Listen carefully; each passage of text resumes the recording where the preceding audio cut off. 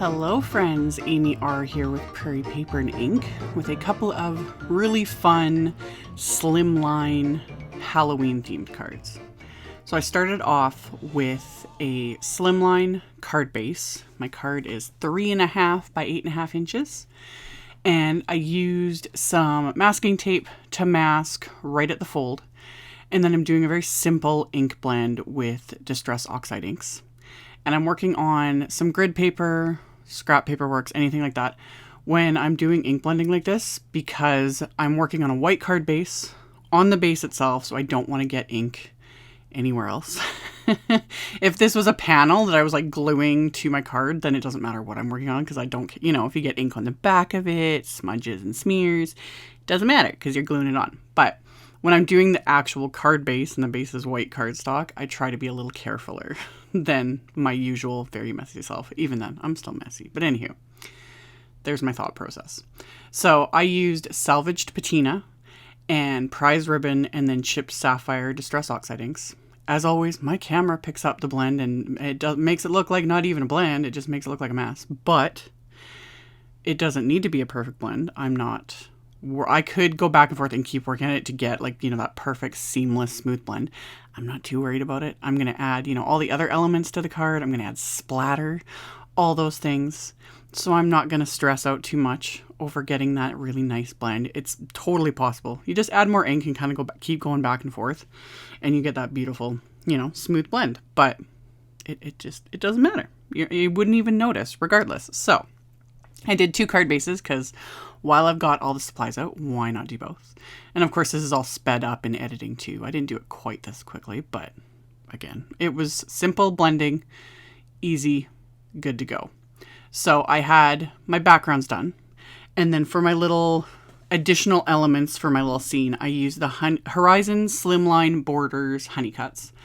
And I die cut just more smooth white cardstock with the little grass piece. And on that, I'm blending some mowed lawn and some rustic wilderness oxide. I'm using a bit of that Post-it tape just to hold the piece so that I'm not getting like fingerprints and things like that, because distress inks, distress oxides, etc. are very reactive and fingerprints show up really, really easily. So I just used Post-it tape for that and did the blending on that. And then the little fence pieces I had die cut from some wood grain cardstock. So when I blend, I'm using hickory smoke and then I'll add a bit of black soot oxide inks. And I'm not pressing hard with the ink blenders because I want that texture of the wood grain to show up. You see it even more when I add the black soot and I love it. Love it. This is what wood grain paper was made for. So I've got my little fence and the grass. And I'm going to adhere these into place onto both of these backgrounds. I wanted all this in place before I start adding the splatter because I wanted to add splatter to the fence and the grass as well. Again, so that I don't have to worry about a perfect blend.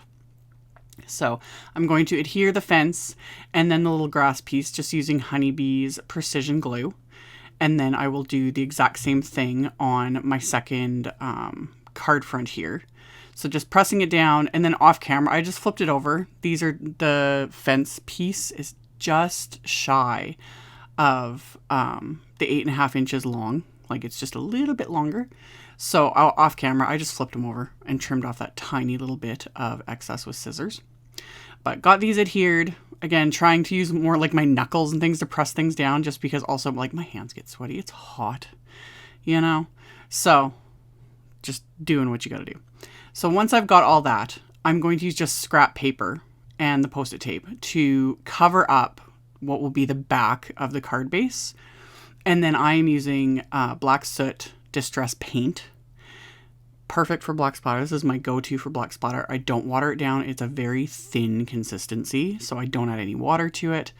But yet it adds perfect splatter. FYI, distress paint is permanent when dry. So I immediately clean out my brush, clean off my little palette, things like that. And yes, I could be working in a splat box, but but yeah, I didn't. So I do have black splatter everywhere, but yeah, whatever. Anyway, splattered heavily on these backgrounds. This is what I'm talking about. It just takes away from, not having a perfect blend.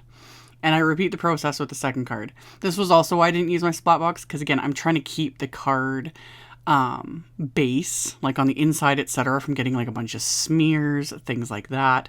So working on scrap paper, like even the paper I was blending on, I just flipped it over before doing the splatter so that any chance of like still wet Distress Oxide inks, anything like that, aren't going to get smeared on the inside of my card.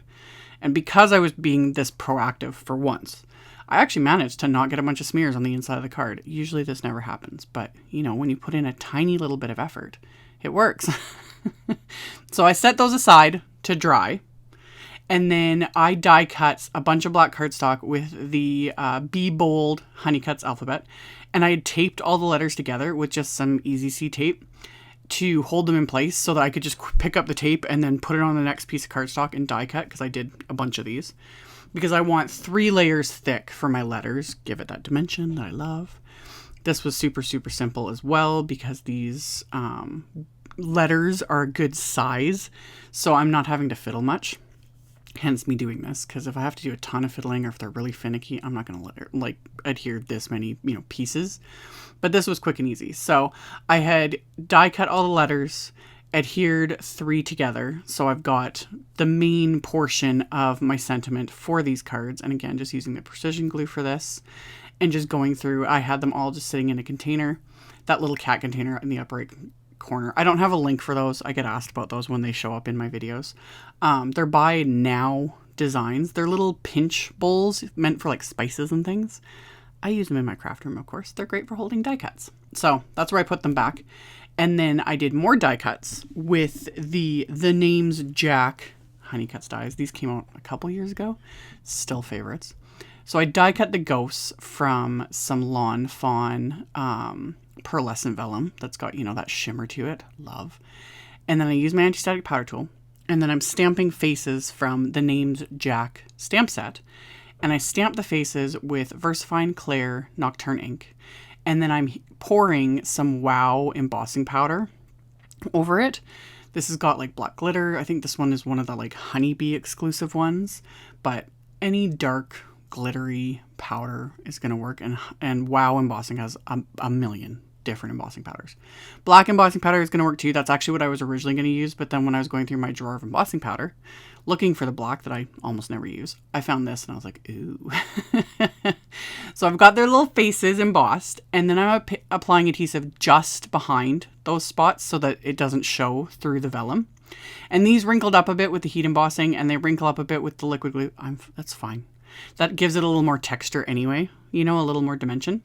So I adhered my little ghosties to the card first, and then I'm lining up the individual letters, which was super easy because I just followed the little fence.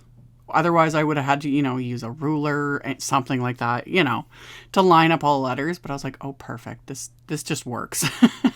So I just followed the fence line and adhered the word to that. So it says ghoul.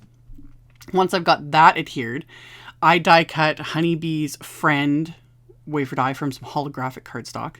And then I die cut and stacked 2 layers of white. And I'm trimming down pieces of it because I want to adhere it over part of those individual letters.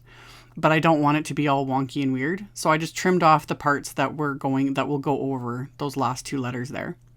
And then I'm just adhering those underneath the holographic piece. This was way easier than, you know, again, fiddling with foam tape, anything like that.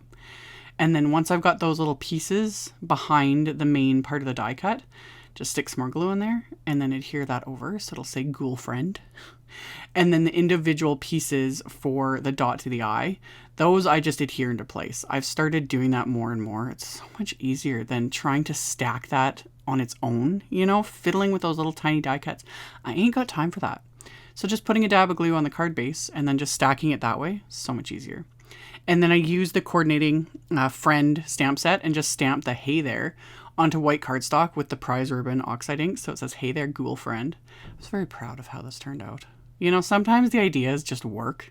And same with the inside sentiment. I just used the fabulous sentiment. This came out forever ago as well. So it says, you are fabulous. So I stamped those with the Salvaged Patina and prize ribbon Oxide inks. And I had also die cut and heat embossed more of those little ghosties, because you got to have those on the inside too. And same thing. I just put adhesive right behind their little faces and then press those onto the insides of both of these cards. And then once that's done, these cards are complete. I didn't add any other bling. I've got the glitter, I've got the holographic, I have the splatter and the Oxide ink blend, and these were so much fun to make. Like, love it. So like I had said before, these are 8.5 by 3.5 inch slimline cards. So these will fit like in a standard, you know, business size envelope. So as always, I will have a link below the video to the blog post. I'll provide supply links to everything that I use. So you can check that out in the description box below the video if you were interested. Thank you all so much for watching and subscribing, thumbs upping, commenting, all the good stuff. And I will see you all very soon in another video. Bye!